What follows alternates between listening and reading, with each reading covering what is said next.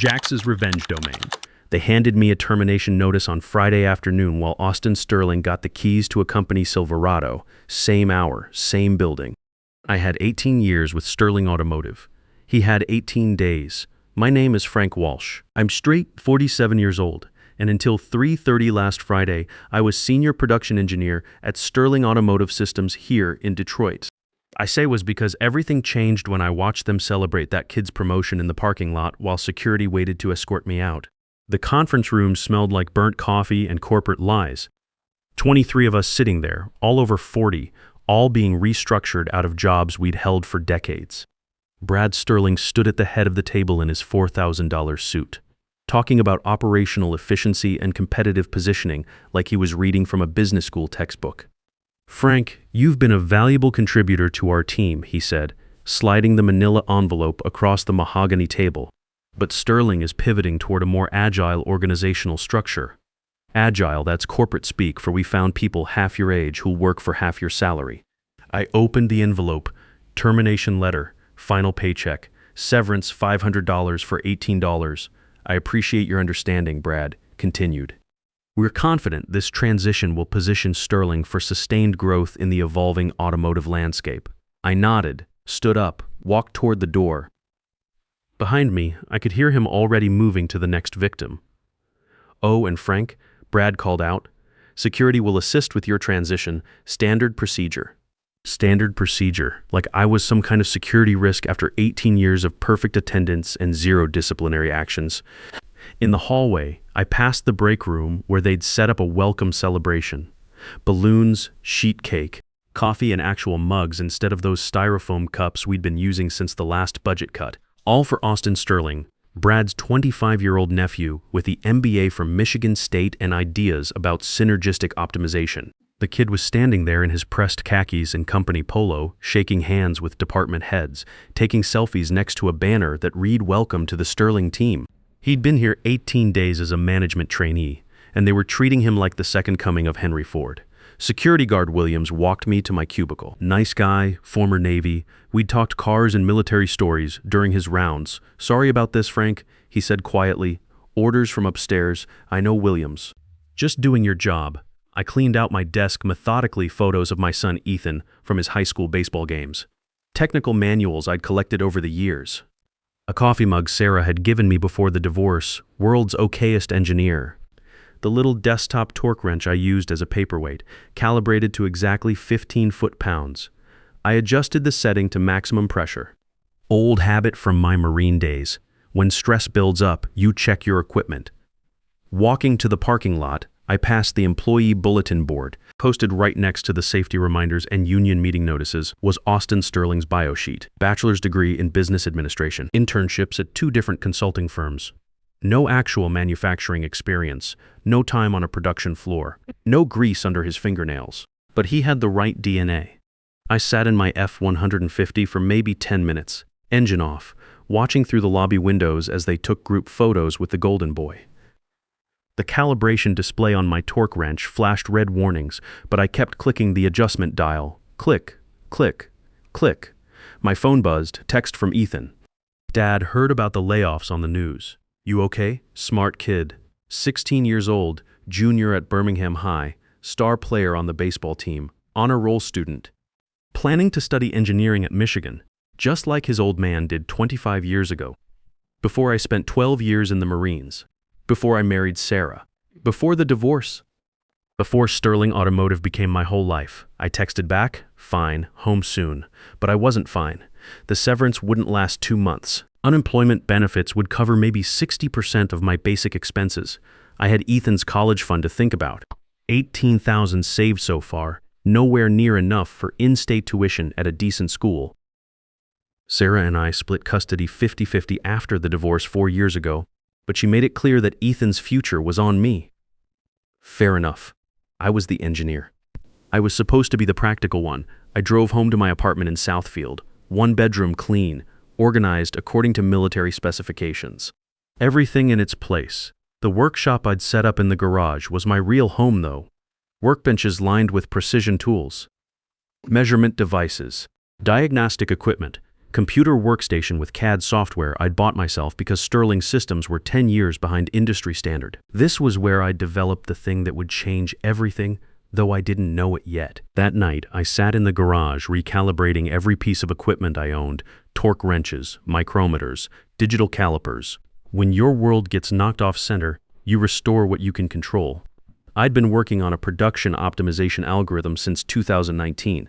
Started as a side project to solve workflow problems Sterling wouldn't invest in fixing. Spent weekends analyzing bottlenecks in our brake system assembly line. Identified 12 critical inefficiencies. Designed software solutions that could reduce manufacturing time by 40% and cut material waste by 35%. I'd shown the preliminary results to Brad once, thinking Sterling might want to pilot the system. "Interesting work, Frank," he'd said, barely glancing at the technical specifications. "But we're not positioned for major system implementations right now. Innovation has to be strategically timed, so I kept working on it, refined the algorithms, expanded the applications, filed the patent under my own name in March 2020. Used my own time, my own computer, my own garage workshop. Sterling had nothing to do with it. The patent was granted in September 2022. U.S. Patent 11,891,347. Dynamic production line optimization through predictive flow analysis. I'd put it in a filing cabinet and basically forgotten about it. Until Saturday morning when my phone rang at 8:45. "Mr. Walsh, this is Sandra Powell from Autoflow Dynamics in Cleveland. We specialize in manufacturing efficiency solutions. We've been researching production optimization technology, and we came across your patent application. We're very interested in discussing acquisition." I nearly dropped my coffee mug. "What kind of acquisition are we talking about?" "Full patent rights. We're prepared to make a substantial offer. Would $1.8 million be sufficient to begin negotiations?" The torque wrench in my hand suddenly felt weightless. $1.8 million. After 18 years of steady paychecks and incremental raises, I was looking at real money, life-changing money, Ethan's college fund money. "Are you interested in proceeding, Mr. Walsh?" My hands were shaking slightly. I adjusted my torque wrench to normal parameters, trying to process what I'd just heard. "Yes, definitely yes." We talked for another 25 minutes. Sandra explained their company's focus on manufacturing efficiency across multiple industries: automotive, aerospace, medical devices, consumer goods. My algorithm had applications far beyond Sterling's narrow brake system assembly work. "We'll send preliminary documentation to your email address," Sandra said. "Our legal team will need to verify patent ownership and conduct standard due diligence. But assuming everything checks out, we'd like to finalize this within 6 weeks." After I hung up, I just sat in my garage workshop, staring at the filing cabinet where I'd stored the patent documents. For the first time since Friday afternoon, the stress indicators in my head were reading green. I should have kept my mouth shut. Should have waited until everything was signed and sealed, but Monday morning, standing in the unemployment office parking lot, I ran into Steve Kowalski. Steve was our union rep at Sterling, 52 years old, 23 years on the job. Also got cut in Friday's restructuring. "Frank, how you holding up, brother?" Steve had always been straight with me. Former Army mechanic, 2 tours in Iraq, understood what it meant to serve something bigger than yourself. We'd worked together on safety committee issues, equipment upgrades, overtime grievance procedures. If anyone deserved to know some good news was coming, it was Steve. "Better than expected, actually. Remember that production algorithm I developed a few years back? Company in Cleveland wants to buy the patent for $1.8 million. Steve's eyes went wide. "Jesus, Frank, that's incredible. After what Sterling just did to us, you deserve every penny." We grabbed coffee at the McDonald's across the street. Talked about the layoffs, the unfairness of it all, watching guys like Austin Sterling waltz into positions they hadn't earned. Steve had 3 more years until retirement eligibility. The severance would carry him maybe 6 months if he was careful. "You know what really gets me?" Steve said, stirring his coffee with more force than necessary. They kept the consultants. 5 McKinsey guys at $300 an hour each, telling us how to build brake systems. Meanwhile, they cut Pete Hoffman, who's been perfecting that assembly process for 20 years. Pete Hoffman. I knew Pete. Good man. Started at Sterling right out of high school in 1985. Worked his way up to senior foreman through pure expertise and dedication. Pete had developed a quality control improvement back in 2018 that reduced defect rates by 23%. Sterling implemented his systems 6 months after his retirement. Never gave him a dime. This place has been screwing over good people for years. I said, yeah, well, maybe now they'll get what's coming to them. I felt good telling Steve about the patent sale. Like I'd finally won something after years of watching Sterling take advantage of people who actually knew how to build things. Big mistake. By Tuesday afternoon, word had traveled. That's how it works in a town like Detroit, where automotive people know automotive people. Somebody tells somebody who tells somebody else, and pretty soon information reaches places you never intended. My phone rang at 4:30, Brad Sterling. Frank heard an interesting rumor about some patent situation. Need to discuss this. Can you come in tomorrow at 2:50? Something in his tone made my stress indicator spike immediately. What's this about, Brad? Just some paperwork we need to review. Administrative matter. Nothing to worry about. He hung up before I could ask more questions. I spent Tuesday night going through every document I could find. Employment contract from 2005. Patent application from 2020.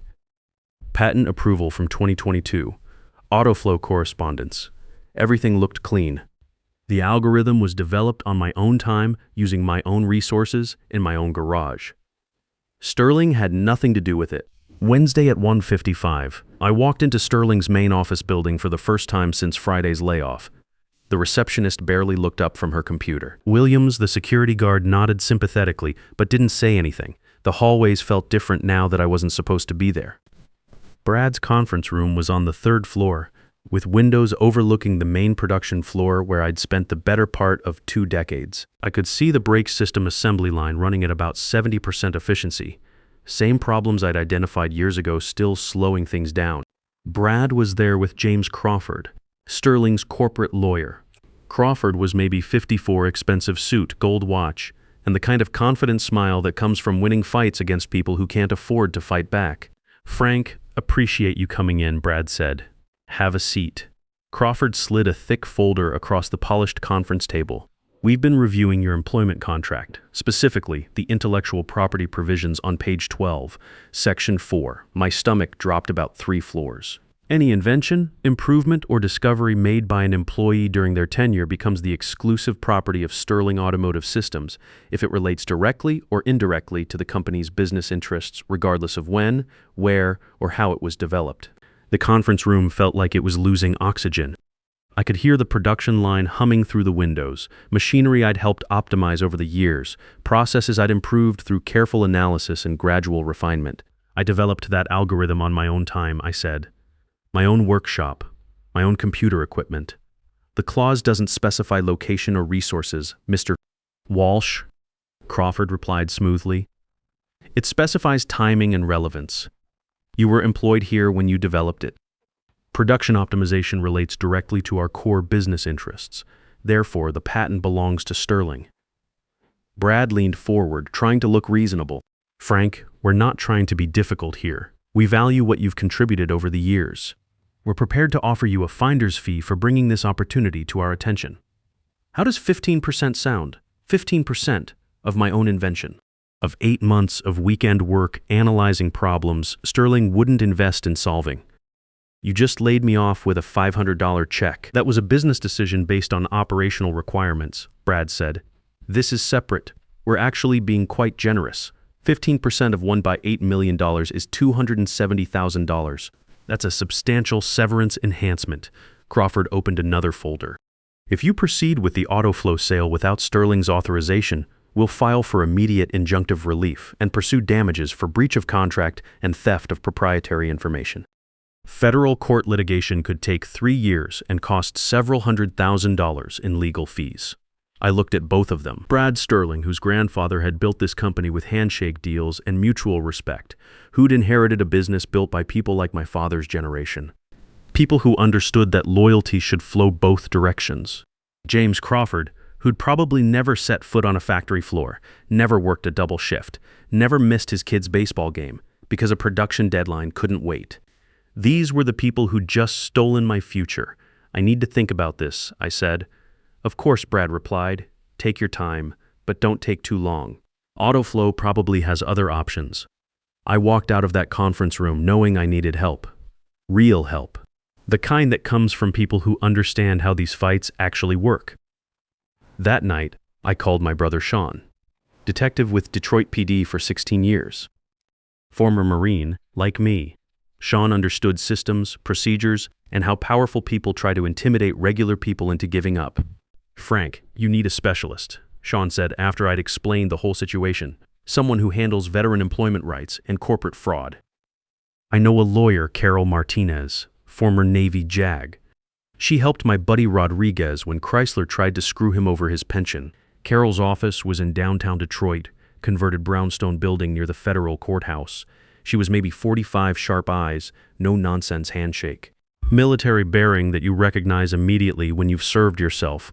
I laid out everything. Employment contract, patent documentation, auto flow correspondence, Sterling's legal threats. She read through each page carefully, making notes on a yellow legal pad. "Mr. Walsh, this is challenging, but it's not impossible. The key question is whether your algorithm genuinely falls under Sterling's normal business scope. If we can establish sufficient differentiation from their standard operations, we might be able to challenge that IP clause. How different does it have to be?" "Different enough that a reasonable person wouldn't consider it part of Sterling's core competency. Tell me exactly what Sterling manufactures. Brake system components. Calipers, rotors, brake pads, some transmission housing parts, assembly work for GM and Ford suppliers. And your algorithm, production line optimization, works for any manufacturing operation. Automotive, aerospace, medical devices, food processing. The mathematical models are industry agnostic."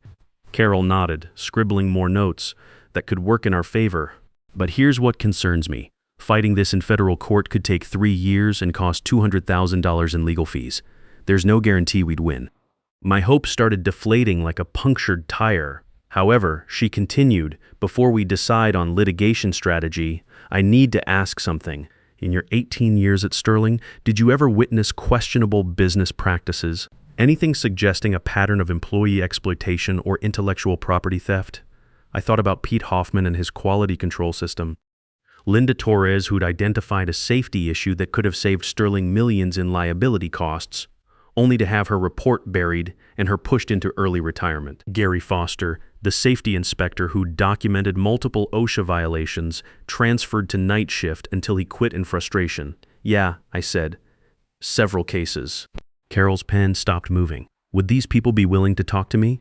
Maybe. But what does this have to do with my patent? If we can establish a systematic pattern of intellectual property theft and employee exploitation, we're not just fighting a contract dispute anymore. We're looking at federal fraud violations, breach of fiduciary duty, possibly racketeering charges if the pattern is extensive enough." Over the next 2 weeks, Carol worked faster than any lawyer I'd ever heard of. She contacted Pete Hoffman, who was living on Social Security and odd jobs in Dearborn. Linda Torres, working part-time at a Home Depot in Warren. Gary Foster, who'd finally landed a safety position at Ford after 2 years of unemployment. All 3 agreed to meet with her. Their stories were remarkably similar. Loyal employees who'd developed improvements or identified problems, only to have Sterling claim ownership of their ideas while forcing them out when they became inconvenient. Carol also discovered something else. In the past 15 years, Sterling had filed 28 patents with the U.S. Patent Office. Of those, 19 listed Brad Sterling as the primary inventor. But when she cross-referenced employment records and interviewed former employees, she found that Brad had personally developed exactly 0 of them. He'd simply attached his name to other people's work. "Mr. Walsh, I think we have something much bigger than a contract dispute," Carol said during our meeting 2 weeks later. "I think we have systematic corporate fraud spanning over a decade." "What do you want to do about it?" Carol leaned forward. "I think we contact the FBI. It turns out that defrauding employees of their intellectual property is a federal crime when it involves interstate commerce. So is systematic wage theft. So is falsifying patent applications." The FBI's white-collar crime division was very interested in Sterling Automotive Systems. Meanwhile, I kept the autoflow negotiations alive, told Jennifer Martinez there were legal complications being resolved, asked if they could extend their timeline. They agreed, sensing this situation was more complex than they wanted to be involved with. Brad Sterling called me twice during this period, both times trying to sound friendly and reasonable. "Frank, hope you're considering our offer. 15% is really quite generous for a finder's fee." Still thinking it over, Brad? Well, don't think too long. Autoflow probably has other patent options. These opportunities don't wait forever. What he didn't know was that Carol had already contacted Autoflow's legal department, informing them of the ownership dispute. Sandra Powell was keeping their offer open, but they weren't making any moves until the federal investigation was resolved. On November 18th at exactly 7:30 in the morning, the FBI executed search warrants at Sterling Automotive Systems. 112 agents with boxes and computer forensics equipment. They seized servers, financial records, patent files, employment contracts, email archives, everything. Brad Sterling and James Crawford were brought to the Detroit FBI field office for questioning. Both requested lawyers immediately.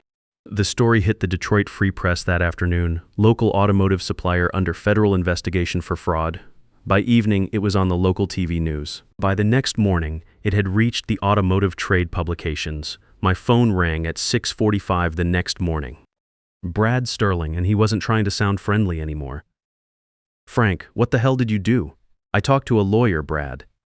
Like you suggested, this is my family's company. My grandfather built this business from nothing. You're destroying 50 years of hard work. Your grandfather treated employees like human beings. He understood that loyalty flows both directions. You treated us like disposable equipment. We can still work this out. We can negotiate a better percentage. 25%, 30% even. No, Brad, we can't. You're going to destroy 400 jobs. Is that what you want? All those families. You destroyed 400 jobs when you built a company on stolen ideas and wage theft. I'm just turning on the lights. I hung up. Over the next 4 months, the FBI investigation expanded beyond anything I'd imagined. They found evidence of $822 million in systematic wage theft through overtime violations, break time manipulation, and off-the-clock work requirements. They documented 28 cases of intellectual property theft from employees and former employees. They uncovered safety violations that had put workers at risk for years, all to avoid spending money on proper equipment and training.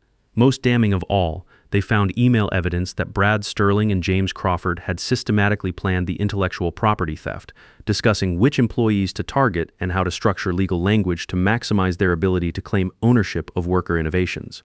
In March, Brad Sterling and James Crawford were indicted on 12 federal charges, including conspiracy to commit fraud, theft of intellectual property, violation of federal labor laws, and mail fraud. Sterling Automotive Systems filed for Chapter 11 bankruptcy protection. All assets were frozen pending the federal investigation. 340 employees lost their jobs immediately. The plant closed. The parking lot where I'd received my termination notice became empty asphalt, weeds growing through the cracks. I felt terrible about those job losses. These were good people, my former colleagues who had nothing to do with Brad's crimes, but Carol reminded me of something important. The company had been built on fraud from the beginning. It was going to collapse eventually when the legal bills caught up with them. At least now the truth was out, and justice was coming. In April, Autoflow renewed their offer for my production algorithm. $1.8 million for full patent rights plus a consulting agreement if I was interested. This time, there was no one to stop me from saying yes. I signed the papers on April 15th, after federal and state taxes, plus Carol's legal fees. I cleared $1.31 million. Real money. Life-changing money. The first thing I did was set up a college fund for Ethan. $400,000 in a 529 education savings account. Michigan engineering tuition, room and board, books, everything covered with money left over for graduate school if he wanted it. When I told him, we were working on his car in my garage, teaching him how to properly calibrate a torque wrench. Dad, that's incredible. Are you serious? Dead serious. Your future is secured. Focus on your studies and baseball. Everything else is handled. Ethan looked at me with something I hadn't seen in his eyes since before the divorce. Respect. Pride. Like his old man had actually accomplished something worth celebrating. I gave my brother Sean $75,000 to help with his daughter's medical bills. She'd been fighting leukemia for 2 years, and the treatment costs were crushing their family finances despite his police insurance. Sean tried to refuse it. Frank, this is too much. Family takes care of family. Period. The money wasn't even the best part, though. The best part was what happened to my former colleagues when the class action lawsuit against Sterling's bankruptcy estate succeeded. Pete Hoffman got $850,000 in damages for his quality control system that Sterling had implemented and profited from for 5 years. Pete used the money to start a small consulting business, helping other manufacturers implement quality improvements. He hired 3 former Sterling employees. Linda Torres received $600,000 for the safety protocols Sterling had buried. She went back to school, got her master's degree in industrial safety, and landed a position with Ford's corporate safety division, making twice what Sterling ever paid her. Gary Foster got his job back at Ford plus a $300,000 settlement for wrongful termination and retaliation. He's now the senior safety inspector for their Dearborn plant, implementing the same improvements Sterling had refused to consider. Steve Kowalski found work at a General Motors supplier in Warren, making 35% more than Sterling had paid him. When he called to tell me about it, he sounded like a different person. You know what's funny, Frank? I was terrified when Sterling collapsed. Thought my career was over at 52. But this new place actually listens to experienced workers. They implement our suggestions. They share credit for improvements. They treat us like human beings instead of replaceable parts. You should have left years ago, I said. We all should have. But sometimes it takes someone willing to fight to show you that fighting is possible. And Brad Sterling, he lost everything. The company, the money, the country club membership, the big house in Birmingham. His wife divorced him 6 months after the indictment. The federal prosecutor offered him a plea deal, 5 years in minimum security prison if he testified against other companies using similar practices. He refused, went to trial, got convicted on 8 of 12 charges. The judge sentenced him to 12 years in federal prison. He's currently serving his time at Milan Federal Correctional Institution, about 40 miles from the Sterling plant that used to bear his family name. I'm 47 years old now.